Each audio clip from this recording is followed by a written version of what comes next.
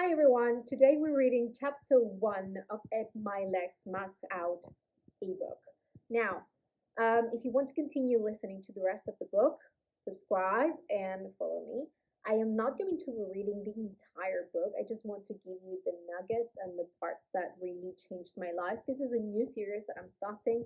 It is all about the books that changed my life, and I want to share some of them with you. Below you have the link if you want to purchase the book. It really is life changing. So I hope you enjoy it. Chapter 1 of Ed Mylett's MAXOUT ebook. Eddie Spaghetti. Things happened for me, not to me. Someone recently interviewed me at my home.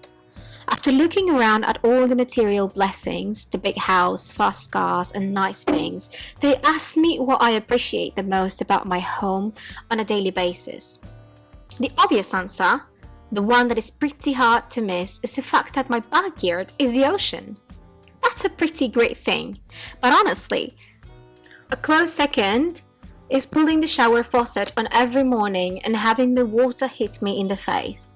When I first started building my business, things were really tough. Our house was foreclosed, my wife's car was repossessed, and the power was shut off. All those things are difficult. But the worst was when the water was shut off. If you've been ever through this, then you know what I mean. You can't cook, you can't shower, you can't wash the dishes, or you can't brush your teeth. It is the absolute worst place to be in. At the time, I was newly married to my wife. Every morning we would get up early and gather our clothes before anyone else in our apartment complex was up. We would walk down the stairs in the cold and use the outdoor shower at the complex pool. I would hold up a towel to give my wife privacy because the shower didn't have a door. I remember feeling so ashamed walking back upstairs to our apartment, hoping no one had seen us. I was that broke. I had to leave the pool shower, put on a suit, and pretended I was a successful entrepreneur as I built my business.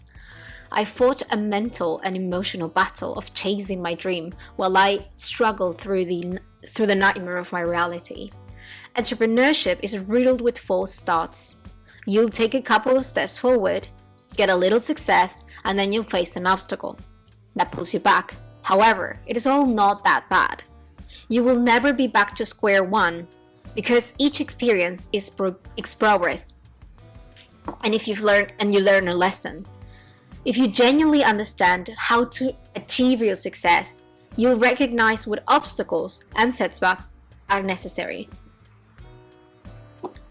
They strengthen and test you. They prepare you for anything and everything life will continue to throw at you. When you're experiencing the setback, take it as an encouraging sign and keep pushing through. I can relate to the struggles that all entrepreneurs go through when they are building their businesses because I almost quit several times in the beginning. I had my share of adversity and disappointments. Being an entrepreneur is the most tremendous personal development program in the history of the world. With a massive compensation package attached, it is also one of the greatest self-awareness and self-discovery processes you'll ever go through. The first thing you should know about me is I am a normal dude. I didn't stare off with millions in the bank. I know that it is like what it's like to fall back on hard times and start from the bottom. As a young man, I was insecure and shy.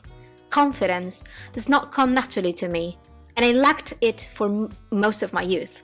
As a kid, I was smaller than most boys my age, and I got teased a lot for it. I was a target and bullied until 5th grade. I was also little and thin. Kids would call me Eddie Spaghetti.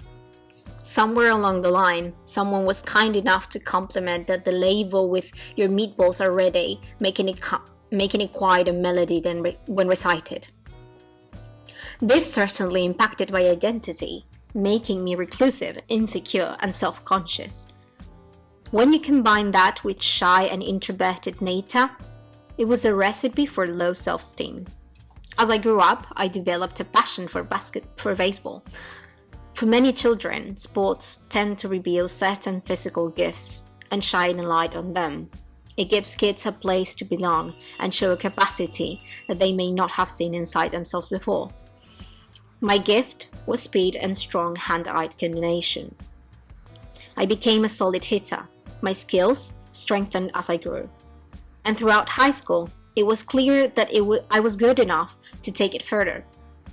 This path of my childhood was a turning point in my confidence.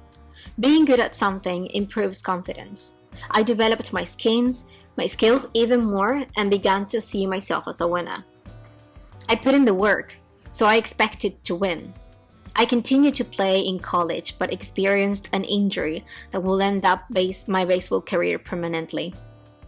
I was hit with a pitch in the right calf during the game, and I did not realize the extent of the damage. When I went in for examination, it was determined that a non-cancerous tumor had formed and it had to be removed. The procedure removed the tumor and a portion of my calf that immobilized me for 8 months. After the cast was removed, the doctors found that a second tumor had formed. It was also non-cancerous. After many consultations, I decided to leave the benign tumor in my leg, and it is still there to this day. This too was a turning point in my youth. Baseball had been the way I earned recognition and accomplishment. I was where I had earned respect from others. I had not prepared for plan B. I had no backup plan, and I had to discover what other paths I should take. I was devastated and without direction. I don't always understand why something is happening when it occurs. It is usually only in hindsight that its purpose is revealed. Looking back, I know that my childhood dream coming to an end was the beginning of my life's true purpose and destiny. After my surgery, I found myself living back at home with my mom and dad, sleeping in my old bed, surrounded by stuff from my childhood. I was broke, unemployed, and spent my days watching TV shows like Maury Povich and Jerry Springer. It was pretty pathetic. With my baseball career over, who was I? I knew I couldn't go back to being Eddie Spaghetti, but I struggled with identity and what my future held for me. One day, my dad came over and said, "Hey, I found you a job. Tomorrow morning, you've got to get up and go to McKinley Home for Boys." McKinley is a campus of group homes for boys who were removed from their homes for reasons ranging from abuse to being orphaned. I was a young 21-year-old kid, and suddenly I was thrown into a totally new environment. I was living and working with these young boys day in and day out. It was amazing. After the horrible situations these boys had been through, they just wanted to be loved and for someone to believe in them. I became like a big brother to them, and it transformed my life. Helping them build their self-confidence and learn to believe in a better life began to shape my new identity. Suddenly, it wasn't all about me anymore. It wasn't about my ego and wanting to be rich and famous. It was about how I could help them, give value to them, improve their lives. I wanted to help these young boys rewrite their stories. I wanted to help them realize their dreams and discover their power. These boys came from a life of trying to survive, and I was trying to get them out to change from a mindset of survival mode to max out their lives. That's when I realized becoming a professional baseball player was never my true destiny. That's what everyone told me and expected of me. That was my story. However, my baseball career coming to an end actually happened for me, not to me. It allowed me to find my real passion, which is helping people discover their God-given gifts and teach them to live life with purpose. It was during this time that I was introduced to my current business. At first, it was a means to make additional income working part-time. It allowed me to continue working with the boys until my business began to take off. In this new venture, I was able to also help people and feel good about my work. It was rewarding both emotionally and financially. I approached my new business from a place of genuinely wanting to better people's lives because I enjoyed it. My passion further fueled my work ethic and laid a strong foundation for success. As I built my financial businesses, I started to notice that many adults living similarly to the way these boys lived in the group homes. Living in survival mode. I don't believe people were born into a life to merely survive it. I believe each of us is here with a purpose. While many people give up on discovering their purpose, I assume that because you're reading this, your intent is to find yours. You're here to max out. My motto was, and still is, people matter, things don't. I spent the first part of my life building a legacy. I became a 7-figure earner by the age of 30 and an 8-figure earner by age 40 with a 9-figure net worth. That success has allowed me to shift much of my daily focus to helping others realize their full potential to max out their lives.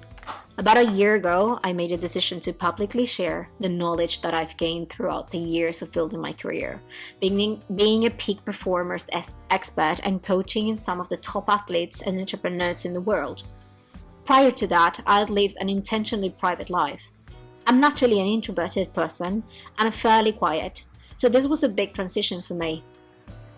At the prompting of many close friends and clients, I stepped out of my comfort zone and started the Max Out movement. I created to provide strategies and inspiration to help people around the world reach their maximum potential. For me, the idea to max out came when my son Max was 6 years old. One day, I took him with me to the local car wash. As we sat waiting, a gentleman struck up a conversation with me about how children are always growing and changing. He looked at Max, then said to me, "Enjoy this age. Enjoy the 6-year-old version of him because when he's 7, the 6-year-old is gone forever." When he said that, I immediately wondered when he stopped growing and changing. And why most people stop growing and changing? Without really thinking it through, I replied, "When did that stop for you, sir?" Growing? It occurred to me that letting go of the old version of oneself, it is not something to mourn, but rather to celebrate. We should always be in the process of changing and becoming the next best version of ourselves. Benjamin Franklin said, "Most men die at age 25, but we just don't get around to bury them until they are 75. That is referring to the fact that most people never live a fulfilling life. They stop doing what the 6-year-old version of them used to do. They stop growing and progressing and simply exist, spending years and even decades as the same version of themselves. For some, once they reach a milestone birthday, they have a midlife crisis. Not for me. I want to be constantly growing, constantly striving to reach the ultimate version of me. Regardless of my age, I'm never going to stop chasing down the man I was born to be. I'm on a quest, a life mission, to never be the same version of me year after year. For me, it is a crisis. I'm constantly evolving and adapting my thinking, my methods of communication, fitness, and all areas of life. Recently, my teenage daughter jokingly asked me if I was in a midlife crisis. She was teasing me a bit about my level of social media posting and my recent change in appearance with a beard. I thought about her question and responded, "Yes, I am in the middle of a life crisis. In fact, I'm in a daily life crisis, and I aim to be in a lifelong crisis as I continue to grow." When I was 25, I was in a crisis not to be the same person, the same version of me when I was 26. Same when I was 34. Same when I was 45. And I hope I will still be in that same life crisis when I'm 75. Maybe this seems over the top.